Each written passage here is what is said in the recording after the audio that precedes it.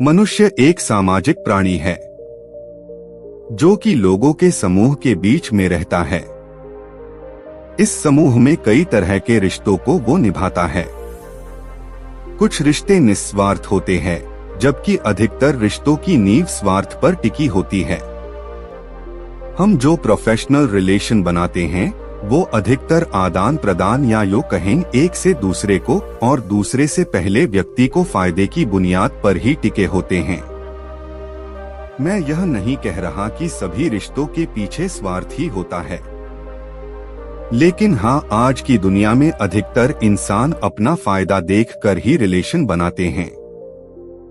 दोस्तों, ऐसा कई बार होता है कि हम किसी दुविधा में फंस जाते हैं और हमें किसी की राय की जरूरत पड़ती है।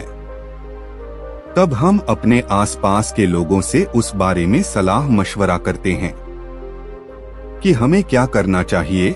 कई बार उनकी राय हमें सही रास्ते का मार्ग दिखाती है, तो कभी और ज्यादा हमारे नुकसान का सबब बन जाती है।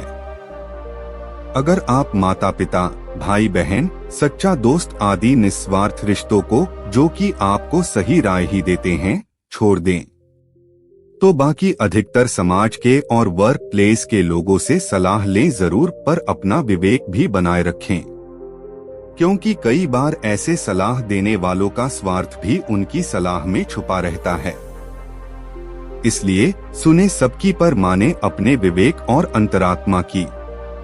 नमस्ते दोस्तों, अगर आप लोग हमारे चैनल पर नए हैं तो वीडियो को लाइक और चैनल को सब्सक्राइब कर दीजिए। और आसान है, पूरा विश्वास है कि आप लोग वीडियो को लाइक और चैनल को सब्सक्राइब कर लिए होंगे। तो चलिए स्टार्ट करते हैं वीडियो। एक बार एक आदमी अपने छोटे से बालक के साथ एक घने जंगल से जा रहा था। तभी रास्ते में उस बालक को प्यास लगी और उसे पानी पिलाने उसका पिता उसे एक नदी पर ले गया। नदी पर पानी पीते पीते अचानक वो बालक पानी में गिर गया और डूबने से उसके प्राण निकल गए। वो आदमी बड़ा दुखी हुआ और उसने सोचा कि इस घने जंगल में इस बालक की अंतिम क्रिया किस प्रकार करूं। तभी उसका रोना सुनकर एक गिद्ध, सियार और नदी से एक कछुआ वहां आ गए और उस आदमी से सहानुभूति व्यक्त करने लगे। आदमी की परेशानी जानकर सब अपनी अपनी सलाह देने लगे।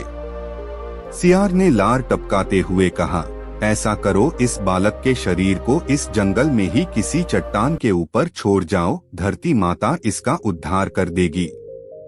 तभी गिद्ध अपनी खुशी छुपाते हुए बोला, नहीं, धरती पर तो इसको जानवर खा जाएंगे। ऐसा करो, इसे किसी वृक्ष के ऊपर डाल दो ताकि सूरज की गर्मी से इसकी अंतिम गति अच्छी हो जाएगी। उन दोनों की बातें सुनकर कछुआ भी अपनी भूख को छुपाते हुआ बोला, नहीं, आप इन दोनों की बातों में मत आओ। इस बालक की जान पानी में गई है, इसलिए आप इसे नदी में ही बहा दो। और इसके बाद तीनों अपने अपने कहे अनुसार उस आदमी पर जोर डालने लगे। तब उस आदमी ने अपने विवेक का सहारा लिया और उन तीनों से कहा, तुम तीनों की सहानुभूति भरी सलाह में मुझे तुम्हारे स्वार्थ की गंध आ रही है। सियार चाहता है कि मैं इस बालक के शरीर को ऐसे ही जमीन पर छोड़ दूं ताकि ये उसे आराम से खा सके, और गिद्ध, तुम किसी पेड़ पर इस बालक के शरीर को इसलिए रखने की सलाह दे रहे हो ताकि इस सियार और कछुआ से बचकर आराम से तुम दावत उड़ा सको। और कछुआ, तुम नदी के अंदर रहते हो, इसलिए नदी में अपनी दावत का इंतजाम कर रहे हो।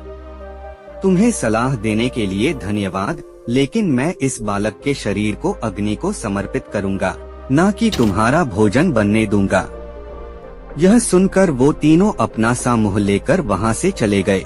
सलाह लेना आपकी जरूरतों और स्थितियों पर निर्भर करता है, लेकिन विशेष रूप से नकारात्मक या हानिकारक व्यक्तियों से बचें।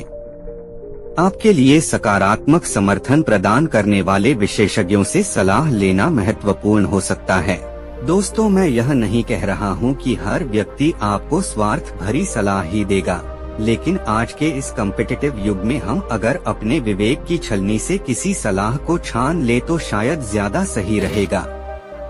हो सकता है कि आप लोग मेरी बात से पूरी तरह सहमत ना हो, पर कहीं ना कहीं आज के युग में ये भी तो सच है कि मेरे नजदीक रहते हैं कुछ दोस्त ऐसे जो मुझ में ढूंढते हैं गलतियां अपनी।